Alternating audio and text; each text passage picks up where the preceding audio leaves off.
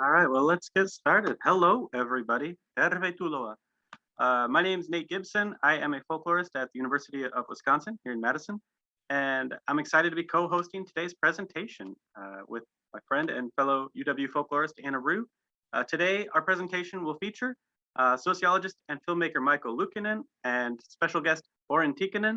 And for those of you joining us for the first time ever, this is part of our year-long virtual FinFest. So welcome. I want to open by thanking everybody for coming and also for thanking FinFest for organizing this wonderful series of music events. Thanks are also due to the Center for the Study of Upper Midwestern Culture at UW-Madison and Sustaining Scandinavian Folk Arts in the Upper Midwest, our project known as Nordic Folklife, of which I am also a part. We're proud to be co-sponsoring today's event. This is our fifth, as well as our upcoming sixth and final event in 2021 of the FinFest music series, which will be on December 18th with Carl Rockinen discussing Finnish American dance music. It's awesome to see triple digits. We've got more than 100 people here today supporting FinFest and Finnish American music despite the Michigan State football rivalry, which is just exciting to see. So we'll be making some links available so that all of you can follow up for more from FinFest, more from Sustaining Scandinavian Folk Arts in the Upper Midwest, as well as the Center for the Study of Upper Midwestern Cultures. This is a live program. It's held on the Zoom webinar platform, so presenters cannot see or hear the audience, and audience members cannot see or hear each other. So we will have time for questions at the end, and you can type your questions in the Q&A or in the chat, and we will field those questions and share those questions with the presenters at the end. We are recording the session today, and so sharing it through the FinFest website later, and also through the YouTube channel for the Center for the Study of Upper Midwestern Cultures. You can come back to it. But right now, I'm going to hand things over to Anna, who will introduce today's presentation, Filming Finnish American Folk Dance Music in Michigan's Upper Peninsula. Anna. Thanks, Nate. Hello, everyone. I'm Anna Rue. I'm the Associate Director at the Center for the Study of Upper Midwestern Cultures, and I want to thank you all for joining us today. As we welcome everyone to this, this edition of our FinFest folk music series, I'd like to ask that we all take a moment to think about place. And we've all been putting places where we're zooming in from in the chat, and it's wonderful to see. And I work at the University of Wisconsin in Madison, which lies on Ho-Chunk land. I mention that to acknowledge where we are and to acknowledge that we can't really tell the story of immigration, of history and heritage, family and friends without understanding where we came from, where we are, who came before us, and who will come after us. As we gathered here together from places across the country and the globe, we invite you to take a moment to think about the people who are here in the place where you currently live. Think about those who are kin to you and those who are not. Think about the land, how it may have changed over time and how it has changed in front of and along with you. These connections have helped shape who we are and help shape the places we live in today. So we want to welcome you to embrace that and reflect on it for just a moment, because these ideas of history and heritage, immigration, kinship, and place are part of what Michael Loukinen has recorded in his films for decades now. And we hope these reflections will help bring a deeper connection and understanding to our conversation today. And with that, I am really excited to introduce our featured presenter for today, Michael Loukinen. Michael is an award-winning cultural sociologist filmmaker from Marquette, Michigan, now retired from Northern Michigan University. He's the founder of documentary film production company Up North Films, and Loukinen has made over a dozen films about the Upper Midwest and its diverse peoples. His 1980s film, Finnish American Lives, focus on farm lives and folk artists, and subsequent documentaries have concerned the traditional culture and history of Euro-American loggers, trappers, and fishers. A film about Native American and Metis fiddlers led him in the 1990s to document Ojibwe drum groups, wild ricers, beadwork artists, and wigwam builders.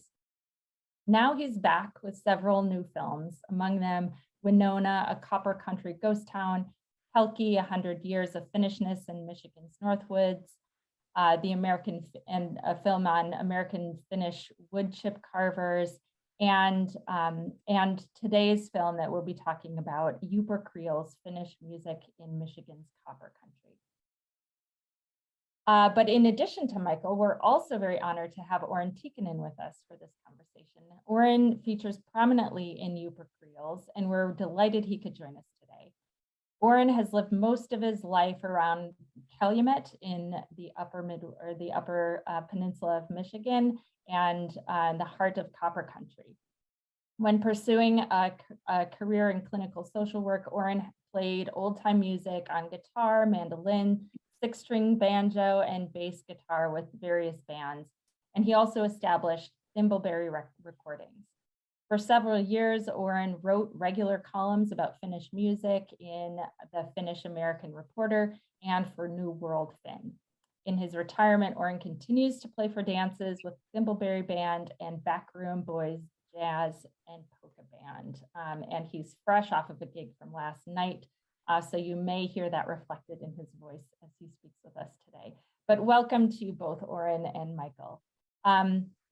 I would like to get our conversation started by asking you, Michael, if you would tell us all a little bit about the film Yupper Creels and how it came about. Well,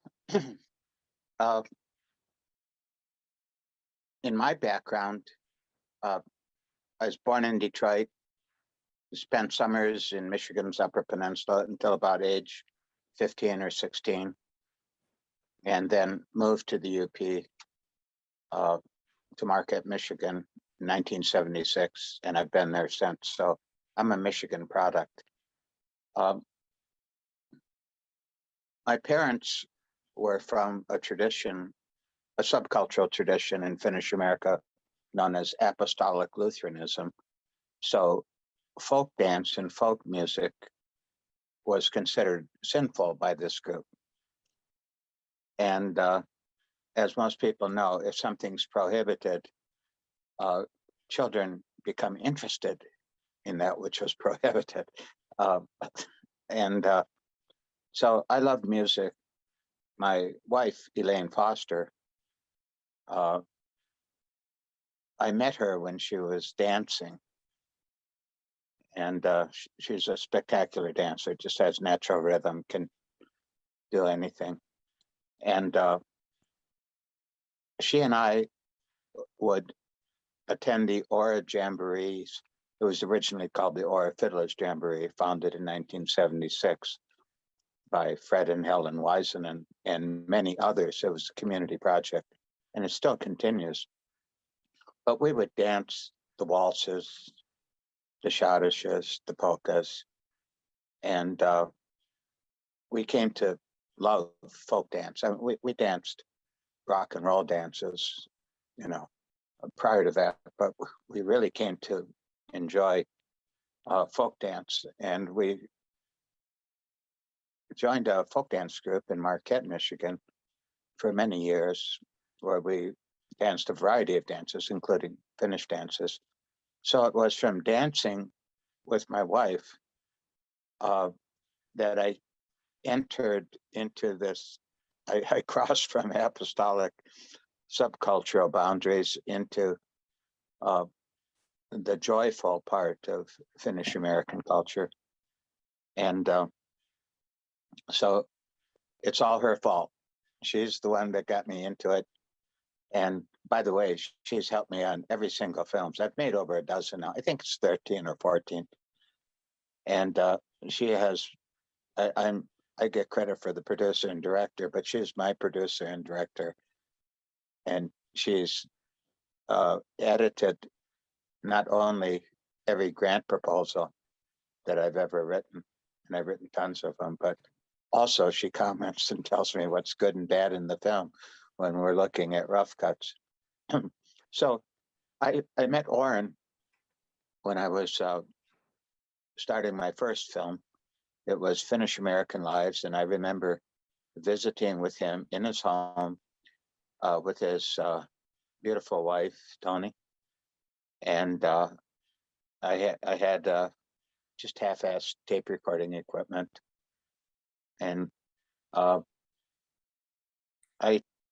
also shot the best still photo of Warren that's ever been seen, and it was shot at that time. But I really liked him and connected with him and stayed in touch periodically. And of course, danced. My wife and I would dance to his music. And when Oren was playing, I would dance with Tony. And I really liked her. She was a great dancer. So that's how I got into it. I got into it by dance. And this particular film is different. I made a series of 5 films recently on Finnish American traditions, Chip Wood Carvers, Burbot fishers, rag weavers. Made one about outstanding musician Melvin Kangas, a Kantele musician who died recently. And this film, and what's different about these films is I've worked with folklore experts. I mean, I've worked with Jim Leary since the beginning of my filmmaking. I mean, he and I have been in it together for close to 40 years. So he's been my main source. And prior to that, Yvonne Lockwood has helped me a lot. But this time I worked with experts, really, really good people, and at an outstanding filmmaker, Alex Mayer, who's he shot the video and he edited. And so this time I had such expertise and such filmmaking talent working with me that I produced 6 films. I forgot about the Pelkie 100 Years of Finnishness film that started all this. But just in a short period of time, 3 years, I produced 6 films. And usually it took me 3 years to make one film. So these films are good because I had an incredible team. Hillary Virtanen and Kristen Ojanimi, who pronounces her name Ojanimi. She's an outstanding cinematographer too. And it's the result of everyone working together. And then Oren happens to be the single ethnomusicological expert and performer. So he was a natural. And that's how this film happened. A lot of people, good people worked on it. And I ran into some extraordinary talent who helped me along the way. And we completed all these films, these 5 films at the end of April. And then the pandemic hit, so none of them have been shown. Subsequent to that, I've been in North Carolina trying to sell my mother-in-law's home. She has Alzheimer's and is in a memory care unit, and we have to sell her home to pay the expenses. But all these films have been made and none of them have been shown. Sort of a strange experience. So that's how I got into it. Yeah, it's a remarkable story and an incredible sort of coming together of people and efforts to create just this just a brand new crop of films altogether. It's pretty amazing. Could I ask you, so it was interesting to hear you talk about coming to the music through dance and through the relationship with your wife and dancing. Could you reflect a little bit on the concentration that you've given to music over the years and what filming music and dance has why that's captured your attention, because it is a strain through several of your films. I'm thinking of Medicine Fiddle and the Ojibwe drums as well. What is it about filming and documenting music traditions that has captivated you? Well, music and dance combined creates community. It really does it. I remember filming, this was about late 1980s, the Gogebic Range Tamburitsons, and in Wakefield, Michigan, they organized a lamb roast, and the whole community turned out. And to just see that bonding that music and dance creates, true community. And of course, the same thing happened when I was making Medicine Fiddle. Strange thing about that turns out to be probably my most popular film. There's a story that on Sugar Island, dignitaries, state dignitaries visited the tribes. So everyone there dressed up, and the men put on headdresses, eagle feather headdresses, which was a Lakota tradition, never an Ojibwe tradition. But they put on a good show, very politely, for the dignitaries. And as soon as they left, they started a dance. They started fiddling and step dancing. And that's what held them together. It's true that traditional music, powwow music, I made a film called Ojibwe Drum, that pulls people together. And I've seen it. I've felt the sense of community that occurs when music and dance are combined. I can feel it. In our film, Oren mentions that the combination of dance and music creates, in his words, a sort of a spiritual reality. By that, I think he meant an invisible bonding of love and affection. And I noticed that in watching films of old films of European folk dance, and participating in folk dances in several European subcultural traditions, that people dance in a group, and there's couple dancing, and then they often change partners all around the circle. So there's a blending of people together that transcends the individual, and they're laughing and smiling and enjoying something, and it's community, a community based on feeling that the combination of music and dance creates. And tragically, the dance that I see on television or on YouTube, individuals perform, and it's a sort of self-centered, narcissistic exhibition of look how cool I am, and look at the cool moves that I can do. It's a self-centered dance, and that has sort of transcended couple dancing, and couple dancing transcended or took over from group dancing. So we have this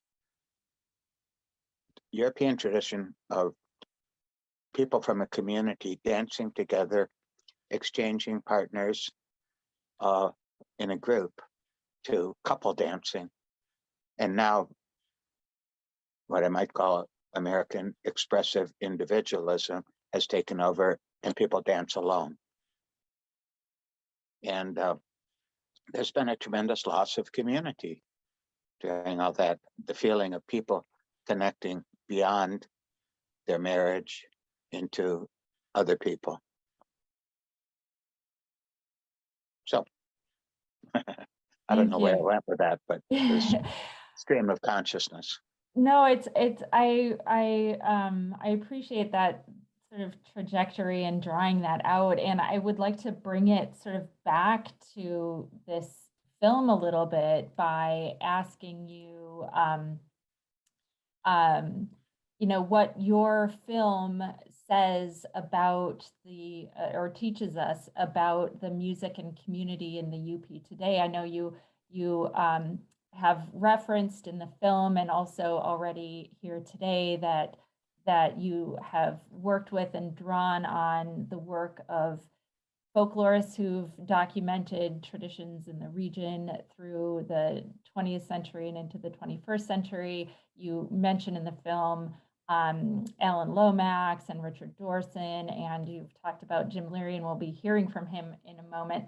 But how does this film fit into that, that sort of body of work documenting the music traditions and the traditional lives of folks in the UP, and what does it tell us now about the community today?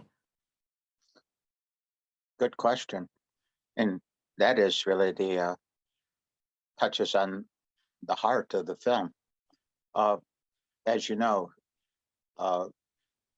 in Calumet, Michigan, at one time, according to an ethnomusic historian, ethnographic historian Joshua Fishman, there were 32 languages spoken on the streets of Calumet. And by far, the largest immigrant community that developed in that incredible context of diversity was the Finnish immigrant community. And when a couple things happened, when I interviewed Orrin, he stressed the necessity for musicians to play the music of other ethnic groups. I mean, if you're going to work more than one gig a month, you had to be able to play Croatian music, some German polkas, Finnish music, and just in order to survive, musicians had to go beyond their personal culture to reach larger groups. So Orrin suggested, in describing this, he used the term Upper Creoles, and that ultimately led to the title. But in the course of presenting an overview of the Upper Peninsula, Jim Leary, who's documented the folk music traditions of the Upper Midwest and the Upper Peninsula of Michigan more so than any other scholar, and I both realized that our earlier work was now history. The first person who told me my work was now history was an historian at Northern Michigan University named Russ McNaghy. And he said, "Michael, do you know that your work is now history?" And that, of course, jolted me. Everyone denies their age. When you get older, you try not to think of how old you are. And Jim Leary and I figured out that our work was now historical.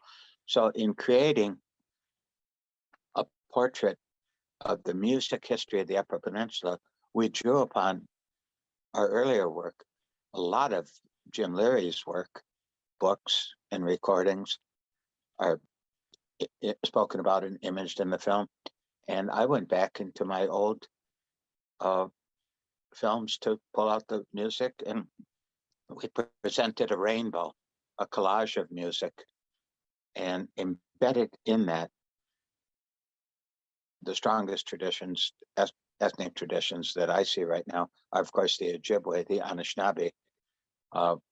They're experiencing a revival of their culture, especially their drum groups.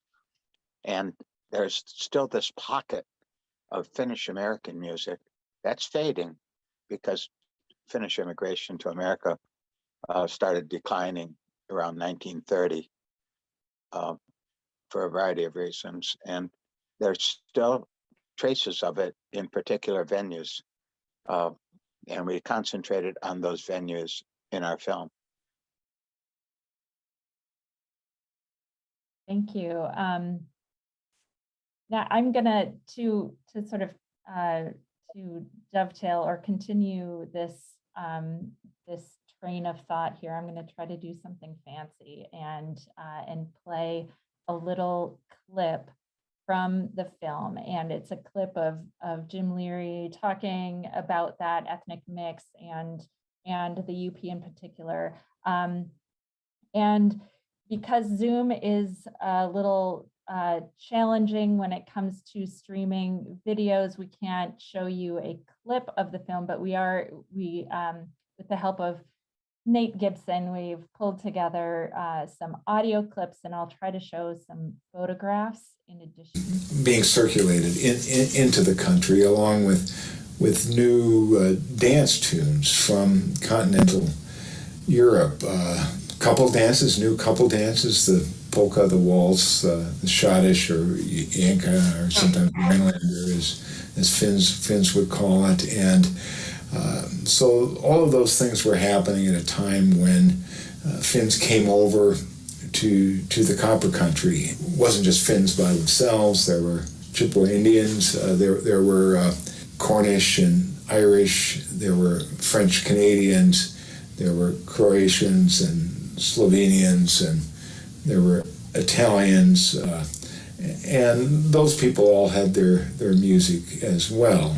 They might have house parties. This especially would happen also in lumber camps when people would be getting together on a Saturday night. You'd have people of different ethnic mixtures bringing together what they knew in common, some kind of step dancing or some kind of a waltz or a polka. We get a little sense of the voices that you're bringing into this conversation, Michael. I would like to take a moment to play yet another selection of Jim's reflections on music in the UP, and bring Oren into the conversation with that as well. So let me bring in this clip, and then Oren, I'll ask you a follow-up question after we hear what Jim has to say. Went off to school, rock and roll was happening, the folk revival was happening, all sorts of musical things were happening. And he was interested in all of those and absorbed them. And he decided to come home, come back to the UP, and instead of being like a lot of folkies from the upper Midwest who look to the South or the West for inspiration, he decided to look around. And what Oren has done then is to band together with other folks in the region who are interested in sustaining elements of the old-time music, but also doing it in new ways, sometimes doing newer songs, and he's done a good deal more than that. But he more than any other person has been the driving force in sustaining and being a kind of an anchor for and a resource for Finnish American music in the UP. Oren, I'd like to turn things over to you, and I'd like to hear you talk a little bit about the trajectory, your musical trajectory, and what brought you to the point of being kind of an anchor for Finnish American music in the UP. Trajectory, there's an interesting term. Sometimes I feel that is what I lack. I lack is a clear trajectory.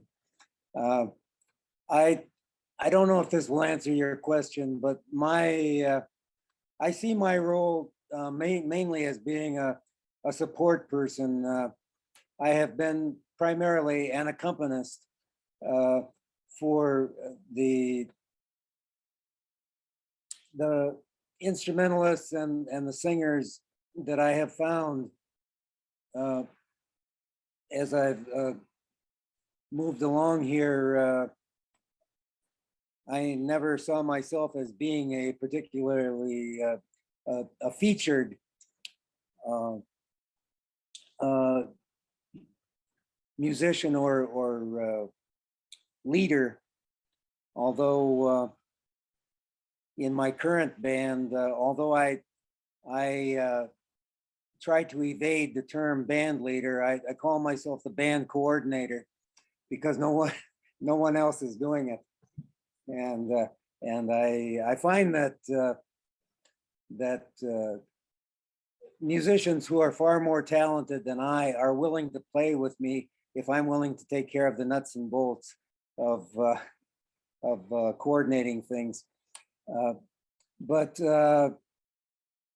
if you want to talk about Finnish American music, the pivotal moment in my life was meeting Al Recco when I had gone back to college at the University of Minnesota in the Twin Cities, and I met him. Al is 10 years older than I am. He was in his 30s. I was in my 20s.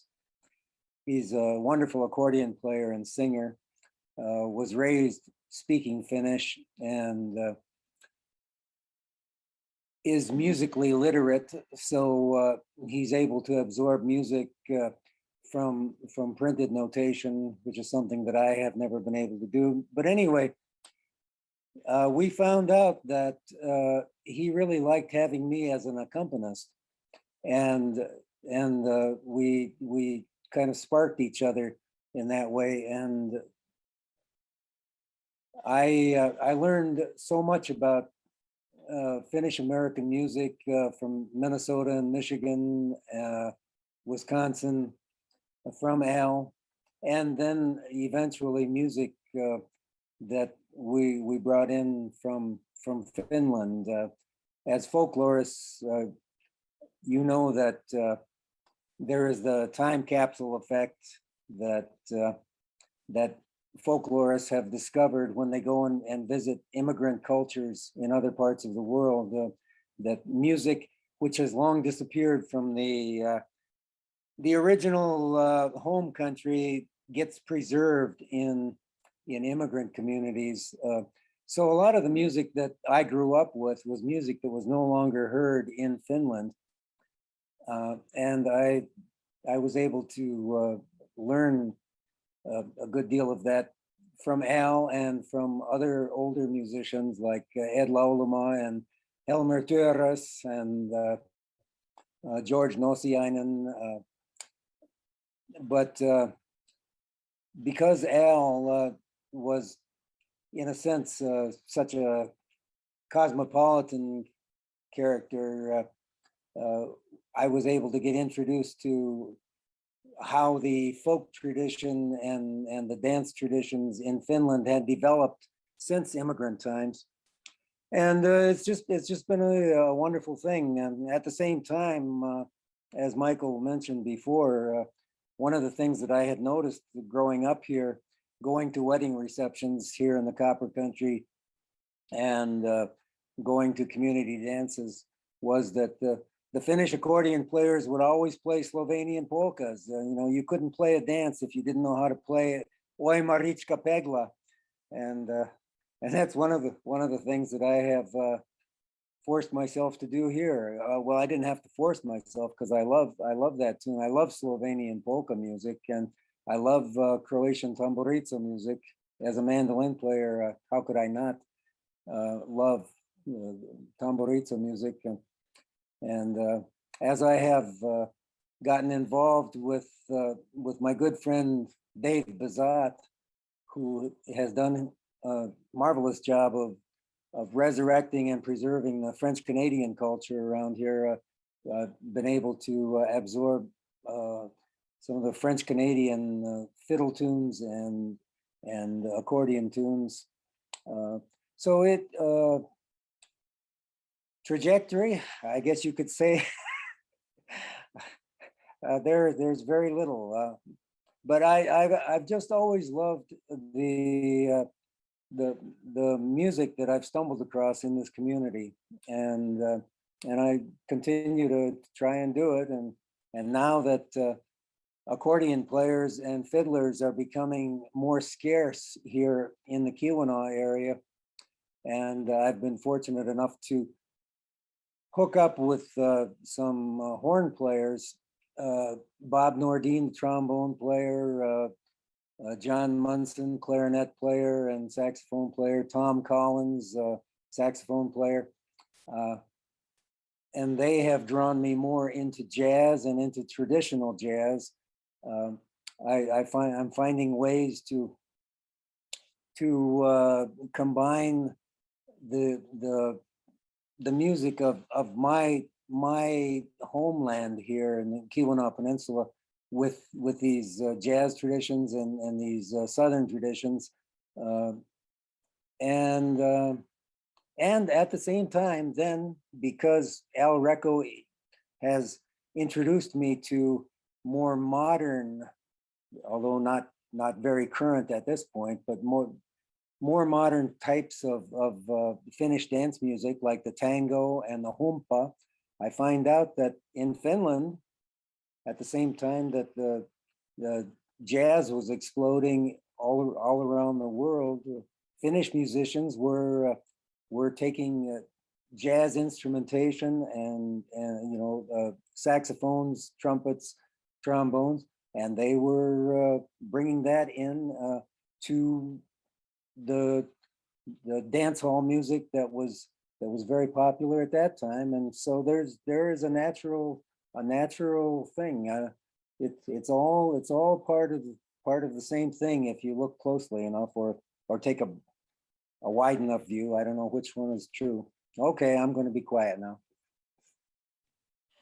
Thank you, Oren. You brought together so many wonderful points there, and I want to draw one of those things out, which kind of gets to the heart of this film too, as well. And I'm going to play a bit from the film of you talking about that blend of traditions, and maybe trajectory isn't the right word, but we can kind of think of this sort of a cauldron of sounds and traditional music that you're exposed to. But let me play that that clip and then again ask you another follow-up here. They all loved playing Slovenian polkas.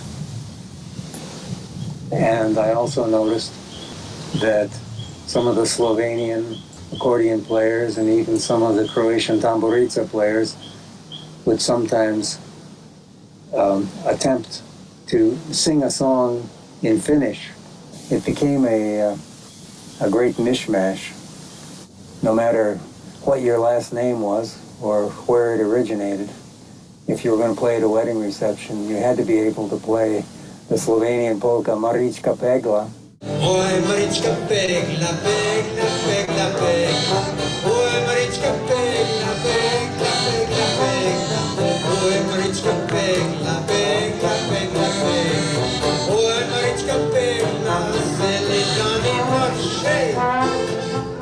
In the bigger cities, where there are these ethnic enclaves, that perhaps there's more of a boundary between the various ethnic communities, and people don't play each other's music all that much.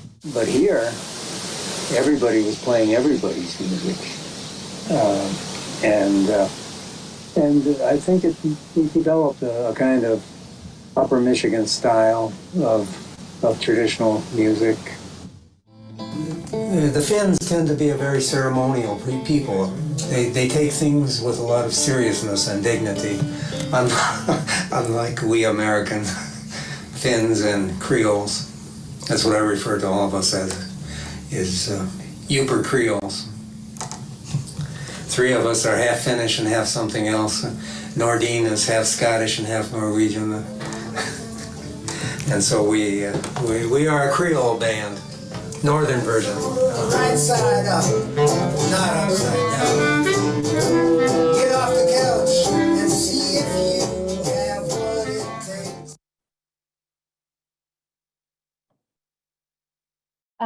So Oren, you talk about this concept of Uber Creoles, and we haven't yet really defined what that means. Could you explain a little bit and expand on this concept of the Uber Creole?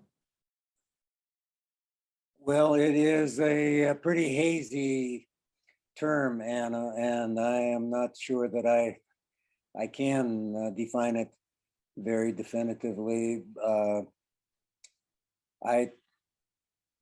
I just see it as part of this, our own microcosm of the American melting pot or the Canadian mixed salad, whatever metaphor you want to use.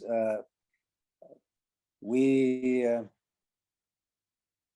although we at times have trouble getting along with each other within one ethnic group or between ethnic groups, one of the things that human beings do is we love each other's music.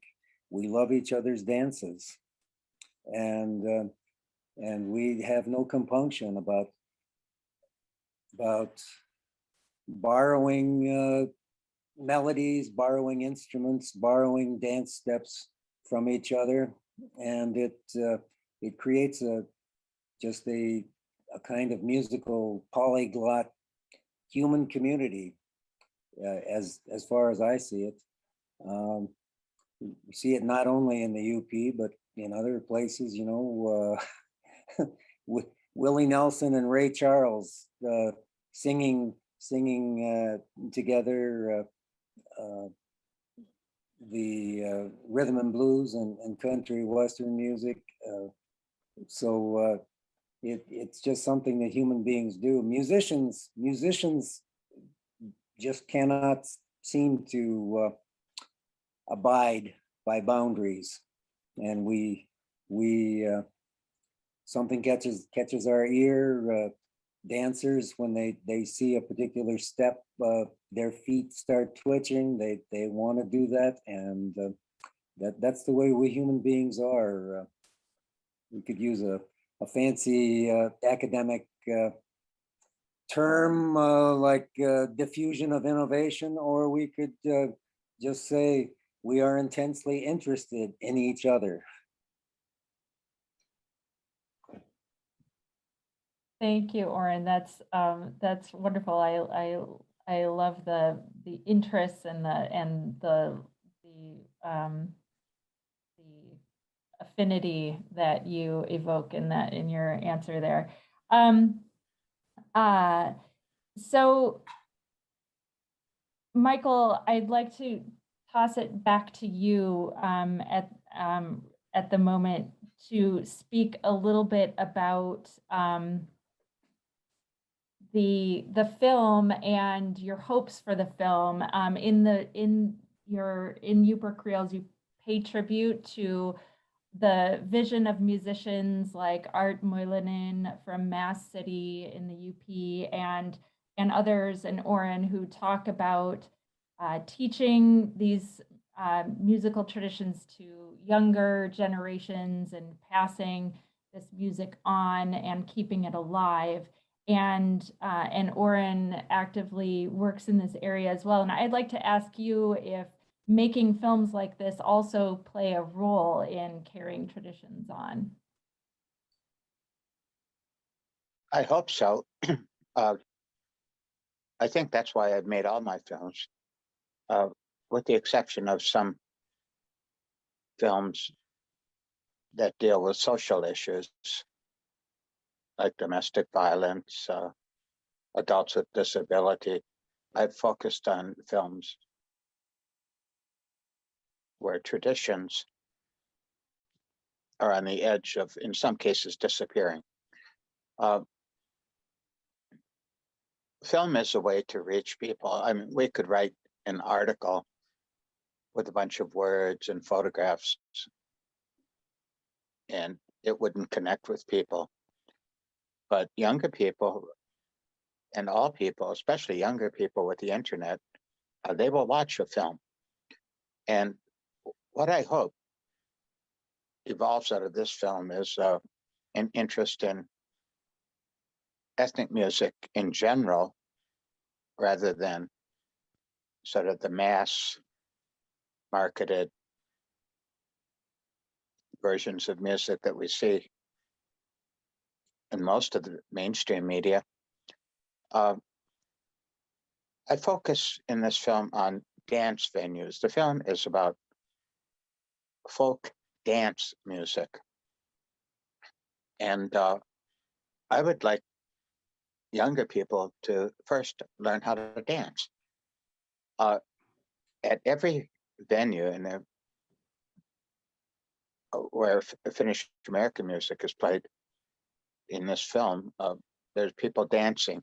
You see women dancing with one another, waltzing, doing the schottisch or the polka. You don't see men dancing with one another, but you see adults dancing with children, dragging them through the steps, and the children are smiling.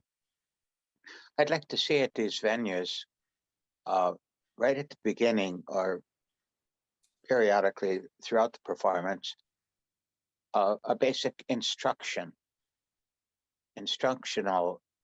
dance episode where people say, this is how you do the polka. For those of you who have not done a polka before, come on out and try it. Don't worry about if you make a mistake or think that you're the center of attention. You're not. Just get out there and enjoy it. And of course, waltzes, polka, and schottisch, the three main dance forms of Finnish America. The Finnish tango hasn't really filtered into America, but those three dance forms are very easy to do. And I think if people start dancing and start feeling the music, and feeling is a very important part of it, and connecting with other people who are smiling and dancing with you to the same beat, and they feel that sense of community that's developing, I think that's the way to continue the music traditions. Get out there and dance. Join a folk dance group. Don't be worried about how silly you look initially. You'll get it. Elaine, my wife, and I even joined a clogging group here in North Carolina. And, you feel silly at first, and then you get it. And then you start to feel the music. And I think encouraging people to dance together, not separately and look at me scenarios, but couple dance, group dance in folk dance traditions. I think that's the way to build the tradition. This film is about folk dance music, and dancing is part of it. And we featured some of that in the film, where Kay Seppala in the Copper Country in Houghton Hancock area has created this young group of dancers, 3 different age groups, starting, with people or kids who are from 5 to 7 years old, Kiviyat, and they're having so much fun. That's the way to do it. Teach dance, get them to feel the music, not just listen to it passively, but feel it. And then the tradition will continue. In my judgment, that's been the secret for Native Americans. The Anishinaabe, the drum traditions carry their community, and little kids are out there dancing. Elders who can barely walk are out there dancing. People are helping them. Everyone does it, and they feel it. They feel that drum. That's their heartbeat. I think the same can be done with Euro-American dance traditions. Thanks for those thoughts, Michael. And I think that that the tie-in with dancing and the hook that provides for people to get involved and to sort of embody traditions themselves is really infectious. And I like how you express the importance of that as being a way of carrying traditions on. I'm going to play one final clip of Oren also reflecting on the importance of dance. And then I'd maybe like to get, Oren, your thoughts too on the perspective that a musician has on the role that dancers have in carrying traditions on as well. So I'll do this one more time. There's a kind of communication that goes on between the musicians and the dancers that you don't find in any other setting. It's kind of a spiritual thing because there's a kind of communion that goes on. I think that in other cultures, dancing is seen as a spiritual practice because it integrates the mind and the body. And I know that it may sound strange, but I think that playing old-time dance music in a dance hall for enthusiastic dancers creates a kind of spiritual community.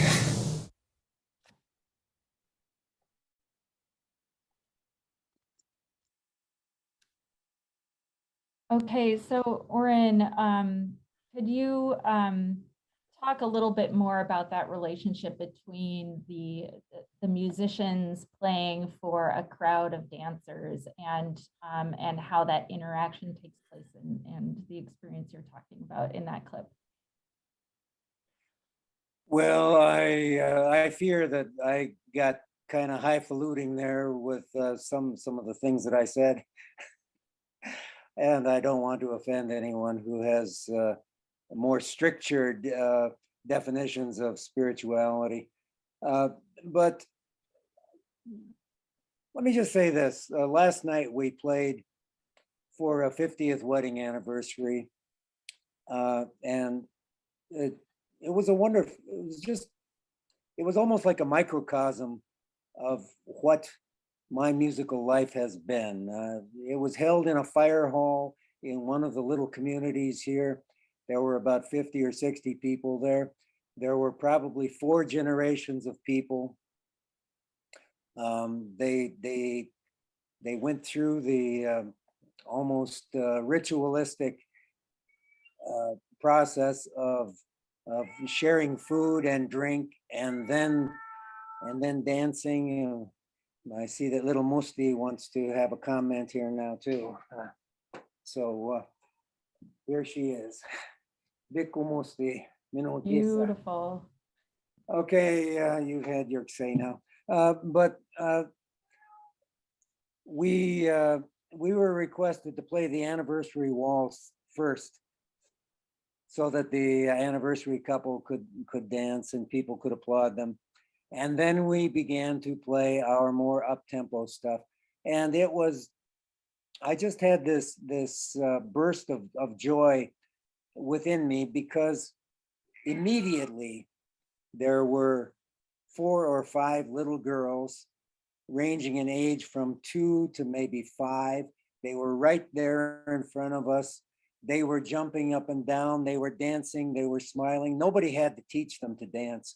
They were just dancing. They were circling around each other, and pretty soon all of the adults were up and they were dancing around. They were creating their own dance figures, and this continued throughout the evening. I noticed that aside from doing some basic polka steps and swing steps, they seem to be spontaneously creating these figures, these movements amongst themselves, circling around, swinging each other by the arm. It was so much. It could have been 1956 again. It could have been 1960 with a wedding reception that might have happened in that very hall. It could have been the original wedding reception for this couple in 1971. I was just tickled. I was absolutely tickled. The only downer about it was they were having such a good time. They made us play the entire 4 hours, and that's why my voice is the way it is today. And I am still feeling a little woozy. And we have to go out and play again tonight, which is an unusual thing in these times. But yes, the local bowling alley is celebrating its 75th anniversary, and they hired us to come and play. So we'll be doing it again tonight. But the multi-generational aspect of last night's experience was one of the things that Michael alluded to it before with Case Epela's groups, and I just love what she has accomplished with the children, because when the children come, then the parents come, and perhaps the grandparents, and pretty soon we'll have 2 or 3 generations of people dancing together. It's what you see at the Aura Jamboree for the dances there, and that is one of the fondest memories that I have of growing up around here, was the multi-generational families coming together, families mixing together, families dancing with each other. And perhaps if we did have more of that, we would have less friction in our society today. I don't know. I hope so.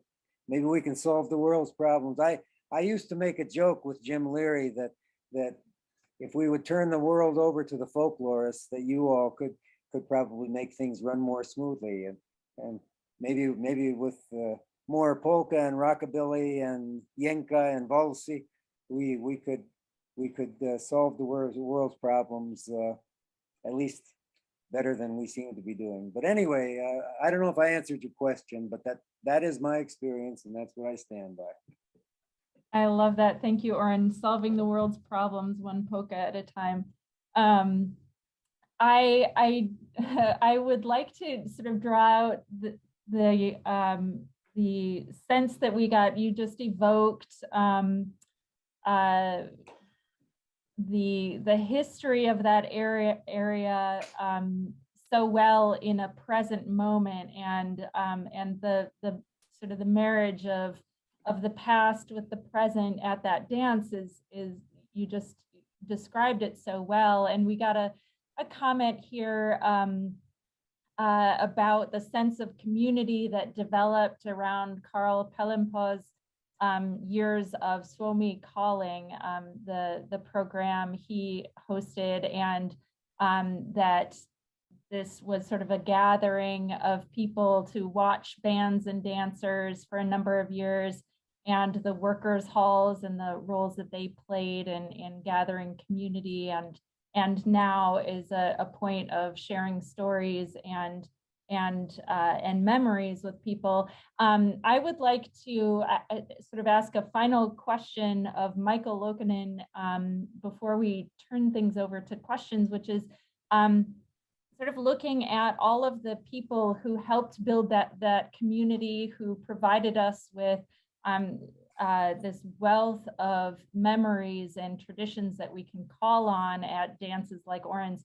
So are there any individuals that we haven't talked about so far that that deserve special mention, that may be, a great subject for a future film? Michael. My wife told me I can't make any more films. It's very demanding to make a film. I mean, it's unbelievable. And first of all, I should say that the American Scandinavian Foundation, through the work of Hillary Virtanen at Finlander University, contributed a grant that allowed us to basically complete one film and make 5 more films. And they haven't been mentioned on this program yet. So that made it possible for a lot of people to participate in the project. There's so many people. I mean, I feel guilty for not including some. First of all, there's a wonderful lady whose name is Velma Doby, and Oren knows about her.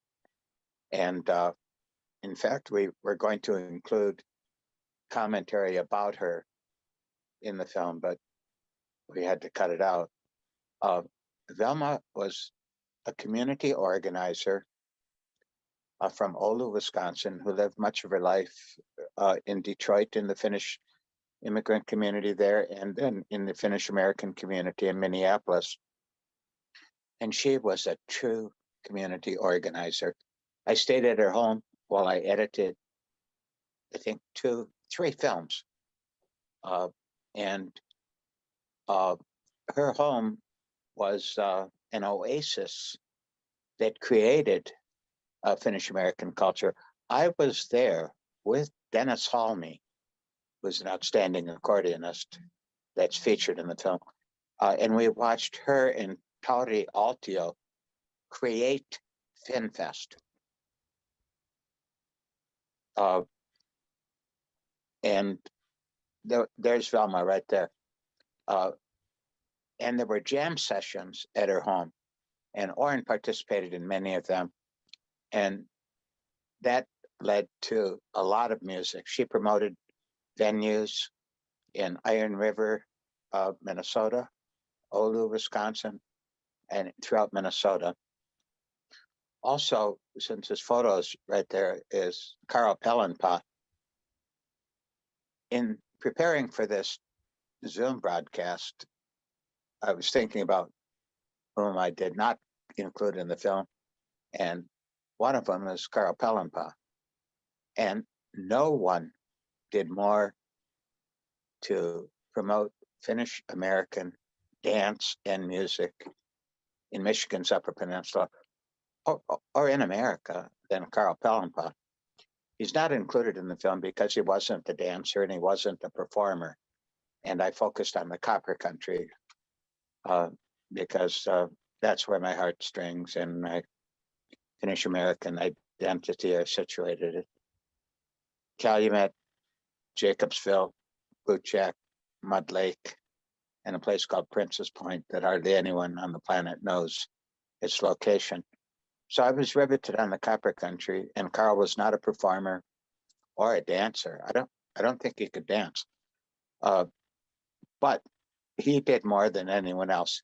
So as a result of this Zoom program, I'm going to remake the film. I've got the material to include a wonderful scene with Carl in it. It's in my first film, Finnish American Lives, where the television is on in a nursing home, and older people are weeping as they hear the Finnish language. And a CNA, Irene Vuorenmaa, who's featured in the film, is dancing with another Finnish American resident, and they give life to the nursing home, and it comes through Carl's television program.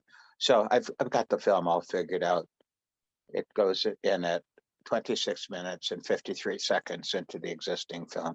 So it'll be done. So actually your Zoom program helped improve the film. Thank you. With our apologies to your wife.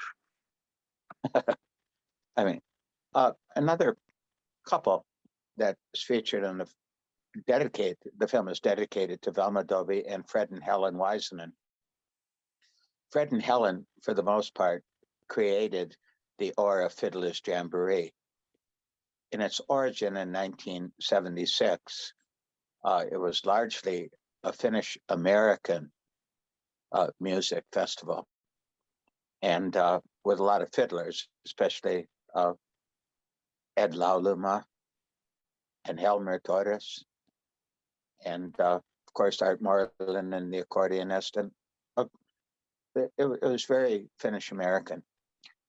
Fred wrote the grant application, and combined with the Michigan Fiddlers Association, a guy by the name of Bob Fleck, they created the first jamboree, and it's been going on ever since. And the Aura Jamboree is something special. You have to go there. It's like a rural America Woodstock. No drugs, virtually no drinking. Some people drink alcohol. There's dancing in the absolute hottest dance venue. By hot, I mean temperature. It's in August, and that Aura Community Hall is so damn hot. It's like being in a sauna, but it's wonderful. Musicians are jamming on the side. That is one of the most authentic down-home music festivals. It's drifted largely to country western music and bluegrass, but still there's a strong Finnish component. Oren's played there for many, many years, along with Tanya Stanaway. She's an outstanding Finnish performer who's played at many of Carl Pellenpa's dances. Carl held dances in virtually all the communities of Finnish communities in the Upper Peninsula to raise funds. And he used video from those dances to basically fill his program.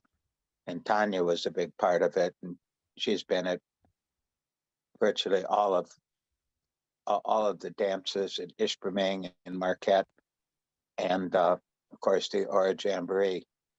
So those are people who were not included in the film. And another one whose photo I don't have, I could have stolen it from the Mining Journal, but I figured it'd be breaking the law, is Wilho Kilpala. He's played at every single jamboree since its origin, virtually all of Carl Pellenpaa's dances. And one thing I should mention that, again, Carl Pellenpaa's program was on 53 years. It set a world broadcasting record for the longest time a single host ran a program. Think of that, a world broadcasting record. And that was Finnish music in Michigan's Upper Peninsula. And his last dance was on March 22nd, 2015. And to echo Oren's earlier comments, the musician who played at that dance was Richie Jurkovic. The final Finnish American dance was played by a Slovenian accordionist. So those are some of the people who, and I've forgotten others who should have been in the film. But as Oren knows, and as Jim Leary knows, the struggle to edit this into a film it was heroic that we even did it. And one person that, not in this film, he was in the original rough cut that went on forever. It was Melvin Kangas. He was one of the most outstanding kantele players. And for those watching who don't know what the kantele is, it's the Finnish national instrument. And it creates a trance-like mood when you listen to it. It's like therapy. It's a very, very spiritual sound. And Melvin played for many years in the community, and we were going to include him in this film, but he doesn't play for dances very often. He didn't. And so we made a film about him called Melvin Kangas, Kantele Man. And Melvin just died this past summer. So we have a special film that turned out to be a tribute to him. We didn't anticipate his death, but he's an outstanding musician who carried Finnish American culture throughout the Copper Country, throughout the wider Finnish America, and especially at what was once Suomi College and later at Finlandia College, where he taught for 40-some years. Oren, who else have I forgotten? I was just thinking about Melvin, I'm sorry. Yeah, you mentioned Dennis Holme, who lives in the Twin Cities now. He's originally from Upper Michigan. I think was born in Ontonagon. An old friend of mine and of Al Recco. Dennis has been the accompanist for the Kisarit Finnish dancers in the Twin Cities for many, many years, and we've played at many dances together. He has some really interesting stories. He, like you, his parents wound up immigrating to the Detroit area, what I call the second Great Migration, and he is someone who is roughly of my generation who still remembers the old Finn town along Woodrow Wilson Avenue in Detroit, and playing in various honky tonks and dives, and again that creolization Dennis has always loved music from any background. And when I first got interested in Balkan music and I played a Macedonian tune for him, sure enough, Dennis already knew this melody, could play in 7/8 time, and had learned it firsthand from some Yugoslav immigrant in Detroit. So he's a really interesting guy. In the Detroit area, one of the most masterful accordion players that I have ever known is Don Reinholm, one of those Finns with a Swedish name. He is perhaps, well, his brother is taller than he is. I think his brother is 6'7", and Don is only 6'6", so he's the runt of the bunch. But he can make more sound come out of an accordion and control it at the same time than just about anyone I have ever heard in my life. And he is an amazing musician.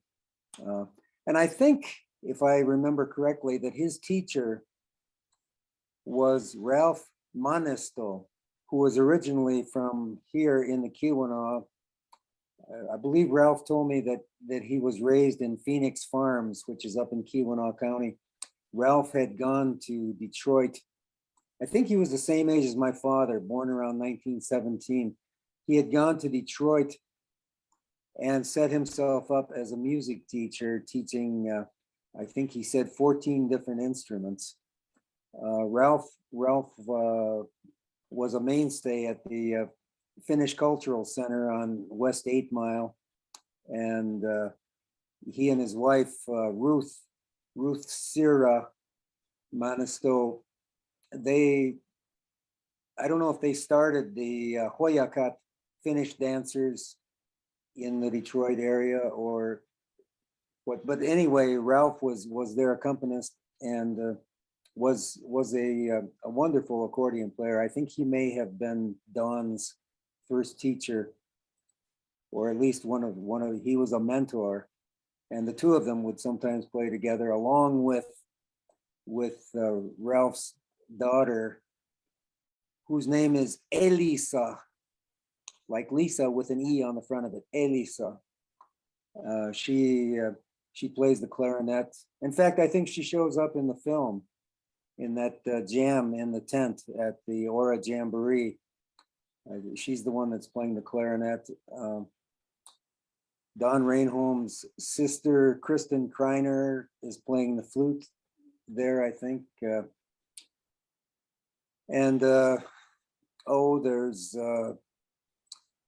people of my generation, or maybe a little younger.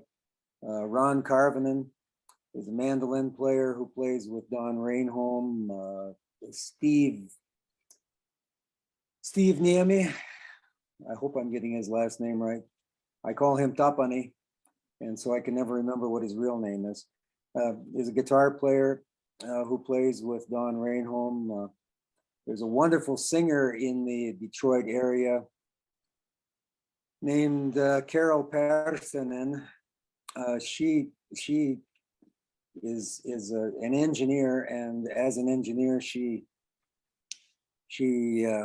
is meticulous in preparation, and she plays the guitar, plays the ukulele, and then she sings these Finnish songs in a really lovely fashion. There are so many good musicians out there in our community, our larger community. So I'm sure that was much more than you intended for me to say. Anteeksi. Thank you, Oren. I would also like to say that probably some of the best Finnish folk music available now is from Laulu Aika. They're featured in the film, and Ralph Tudela is the sort of organizer and director of that band. They play in the Twin Cities a lot, but they're always playing in the Copper Country, and Ralph is featured in the film rather prominently. And Oren and I both forgot about the Oulu Hot Shots, who played in Iron River, Wisconsin. And they sold a lot of CDs, and they played very often at a bar in Iron River, and they packed the house. And they're very famous for their Sakiarvi polka, which is the fastest polka that I've ever seen in my life. It'll give you a heart attack. Thank you for all those names. I mean, it's an embarrassment of riches, the bands and musicians that you've just been naming off the top of your heads. And I think it speaks to how rich these traditions are, that you're having such trouble fitting everyone in and telling all of these stories. There's so much material, so many traditions to honor. And we've had a number of folks saying in the chat, what are your next projects? And also, how can the audience view this film? What is the plan for releasing these films that you've been working on, Michael? I thought of another person I didn't mention, and that's Paul Niemisto, who developed an outstanding tradition of brass band music. He worked primarily in Minnesota in his later years, but he's from the best Finnish community on the planet, which is Pelkie, Michigan. And I called him, and he didn't have any video of his band playing. Plus, they really didn't play for folk music dances. They're more of a performance group. But he should be mentioned as one of the carriers of Finnish American tradition. Go to Michael, may I interject and say that Paul's band, American Pojat, they do play dance music, and I have had some of my favorite moments of dancing to American Pojat. That style of what he calls torviseitsikko, the Finnish brass septet, which apparently is uniquely Finnish, the grouping of horns that is put together for that. It has been used for playing dance music, and I have danced to his music in a number of different places. They play tangos, they play humpas, they play waltzes, and if you haven't danced to them, you and Elaine need to get with them and dance, because that is wonderful music.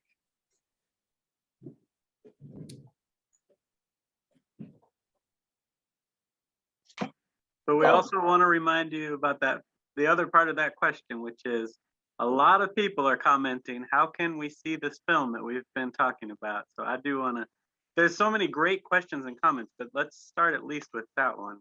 If somebody wants to see this film, Michael, what should they do? Okay. First of all, I tell them to wait. I have to remake it to include a scene with Carl Pellenpaw at 26 minutes and 53 seconds.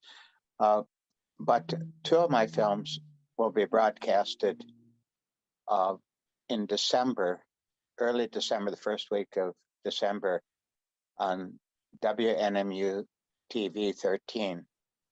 That's a PBS channel in Marquette, Michigan. So tune into that. And they will probably make them available for streaming on the internet. Go to upnorthfilms.com, one word, upnorthfilms.com. And we're in the process of creating trailers for each of the film.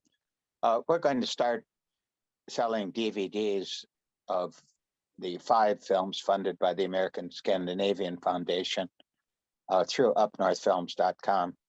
We're going to first start selling them in a package, buy all of them. It's just too much of a hassle to ship individual cassettes, and people should really get them as heirloom possessions. We don't know how long they'll be available on streaming. Several of my films are available at folkstreams.net, and most of these films will be ultimately available at folkstreams.net. That's FOLK streams.net.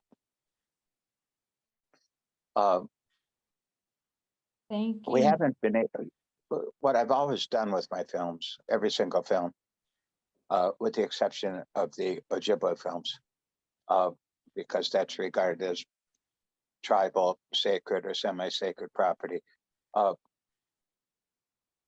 I've had community premieres, and there's nothing better than showing a film in the community where it was made, inviting people together.